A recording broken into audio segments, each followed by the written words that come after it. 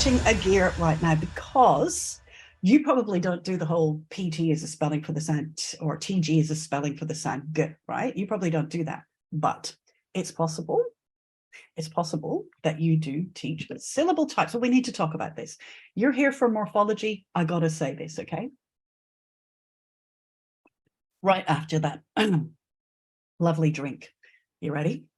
Need to talk about syllable types. Here's the thing. Syllable types are neither morphemes nor orthographic entities. When I talk about orthographic entities, I'm talking about things like digraphs and trigraphs or E at the end of a word. These are orthographic entities. These are things which appear in letter sequences in English to indicate certain pronunciations and certain meanings, right?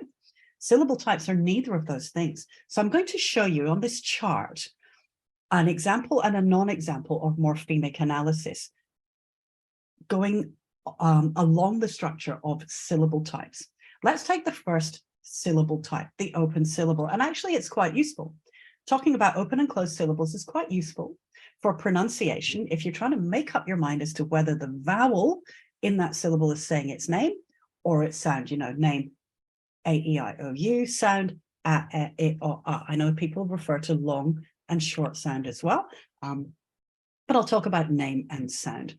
So, open syllable. Let's have an example. It's really great for words like, you know, me, and then if you add a T, you've got met. You've closed the syllable, right? It's a good exercise to do. But once you get out of single syllable territory, the open syllable rule starts to fall apart, like this word here. Soon as my clicker cooperates. This word here, right? Animal.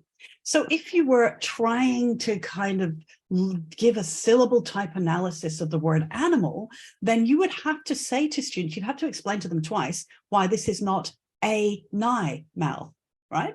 Okay, a mal, right?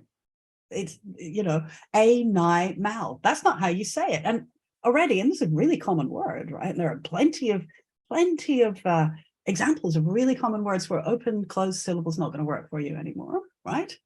Or you could have a morphemic analysis of this word. And I always bend towards the morphemes if I possibly can.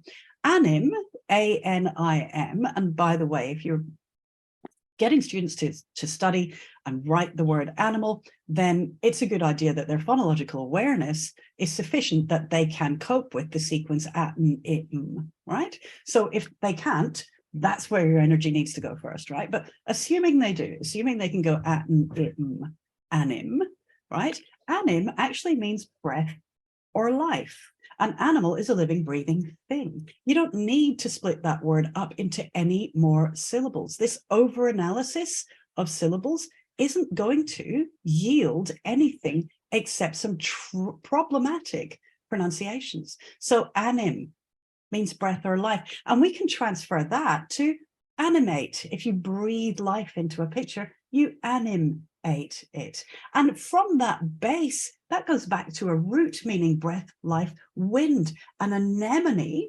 is a plant that looks like it's blowing in the wind underwater. An anemometer measures, you see meter? It measures wind speed, okay? You've got some really beautiful vocabulary there if you don't get bogged down in, oh, what syllable type is it, okay?